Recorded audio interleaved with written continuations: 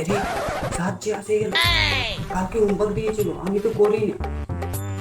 তো কালকের দেয়া হোমওয়ার্ক কে করেনি?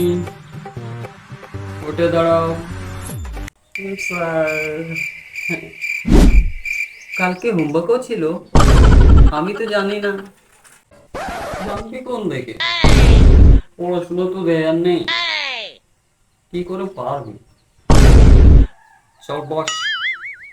এই তুই করেছিস?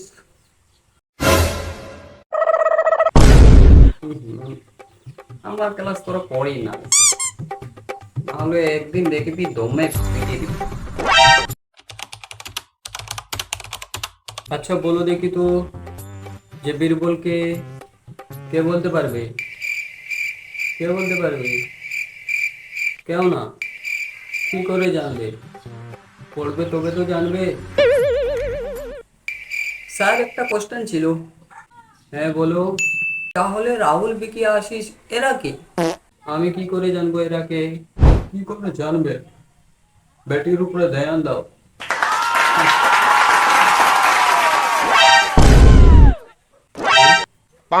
আর কি মারা হচ্ছে নাকি? দেখাবো এখন? চলো বলো এখন, আমি যেটা বলবো সেটা ফটাফট জবাব দিতে হবে। চলো তাহলে বলো, ভারতের রাষ্ট্রপতি কে? স্যার ফটাফট। তাড়াতাড়ি।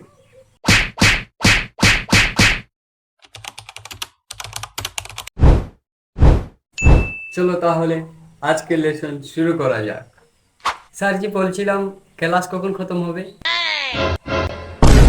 আরে এখন ক্লাস শুরুই হয়নি, আর তোমার শেষ হওয়ার মনে পড়ছে? স্যার জি। কি হলো? বলছিলাম আপনার ঘরে কাজ নেই? হ্যাঁ আছে।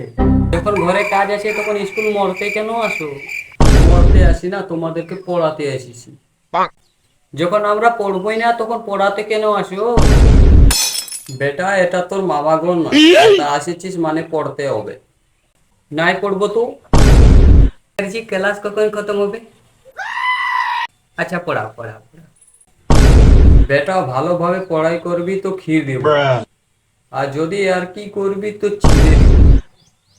ক্ষীর মানে তো বুঝি, কিন্তু চির মানে কি? হ্যাঁ কি বটে চির? এখন বুঝলিস চির কি বটে? স্যার জি বলছিলাম ক্লাস কখন খতম হবে? আচ্ছা ঠিক আছে ফোন করো। আর তোদের পড়ার ইচ্ছা নেই তো স্কুল কেন আসো? আসতে কে চায়, জবরদস্তি পাঠিয়ে দেই? স্যার জি আমি আমার মসজিদে স্কুল আসি, না হলে একদিন স্কুল না হলে আমার মনেই লাগে না। সাবাস বেটা, আমিও আমার জওয়ানিতে রোজ স্কুল আসতাম। তাহলে কি তুমিও মেয়ে ভালতে আসো? মানে তুই মেয়ে ভালতে আসিস? হ্যাঁ।